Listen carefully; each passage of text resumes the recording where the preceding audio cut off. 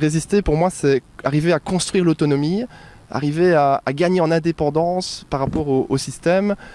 L'idée, c'est plus on est indépendant d'un système et plus on en est libéré, en fait. C'est aussi simple que ça. Ralentir aussi, ralentir nos rythmes, vivre plus en accord avec nous-mêmes, plus à l'écoute de soi, des autres, s'informer, d'aller chercher l'information, être conscient de ce qui nous entoure et pouvoir être mieux à même d'agir sur les choses. Aussi, c'est un décloisonnement de nos esprits par rapport à ce qu'on nous a appris, à nos perceptions en termes de relations humaines, en termes de... Voilà, c'est remettre en question ce qui nous a été inculqué. Penser hors du cadre et agir, évidemment, en rapport avec toutes ces pensées-là.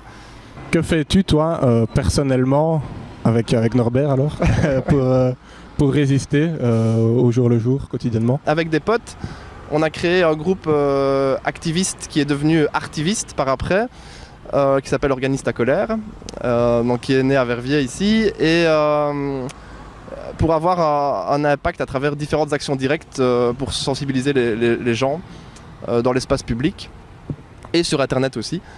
Ça passe aussi par de l'affichage, en rue, des participations à des manifs. L'idée des graffitis a démarré aussi parce que c'était une manière de désobéir de la manière la plus forte, puisqu'il y avait une grande prise de risque.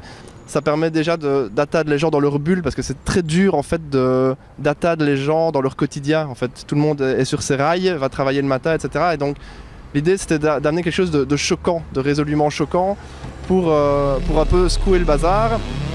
Parce que c'est dans nos têtes que ça se passe en fait, c'est réellement dans nos têtes. Les barrières, elles sont dans nos têtes et la lutte, elle se fait dans nos têtes aussi.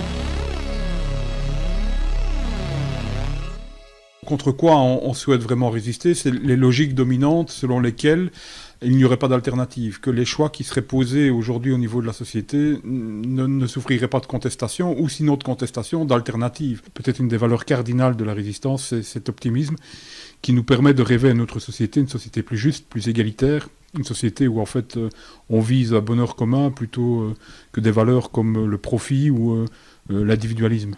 En 2004, il y a 9 résistants, dont Lucie Aubrac, Raymond Aubrac, Daniel Cordier, Henri Bartoli, en fait ils étaient 9, c'est fallait 7, qui ont publié un appel auquel on continue à se référer, qui est l'appel de résistants, qui s'appelle « Créer c'est résister, résister c'est créer », qui mettait en question l'évolution de la société, en disant il n'y aurait plus d'argent aujourd'hui pour financer toute une série de politiques sociales. On pense à tout ce qui concerne la sécurité sociale, au financement des services publics, au financement d'une presse indépendante et libre. L'argent ne serait plus là. Or, il y a dans leur appel un passage que je me plais en fait à répéter souvent, c'est comment peut-il manquer aujourd'hui de l'argent pour maintenir et prolonger ces conquêtes sociales, alors que la production de richesse a considérablement augmenté depuis la libération, période où l'Europe était ruinée.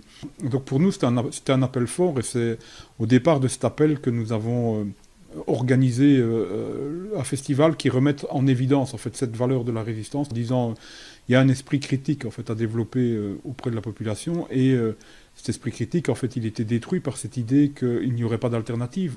Aujourd'hui, en fait, les exemples sont multiples. Hein. Vous voyez ce qui se passe en Grèce, vous voyez ce qui se passe en Espagne, où il y a des forces politiques qui se lèvent et qui disent non, il y a d'autres politiques qui sont possibles, qui maintiennent en fait des droits sociaux, qui maintiennent une protection sociale, qui maintiennent des services publics forts, qui maintiennent une fiscalité juste et progressive. Et aujourd'hui, en fait, quand on dit que nous résistons, c'est à ces politiques-là que nous résistons.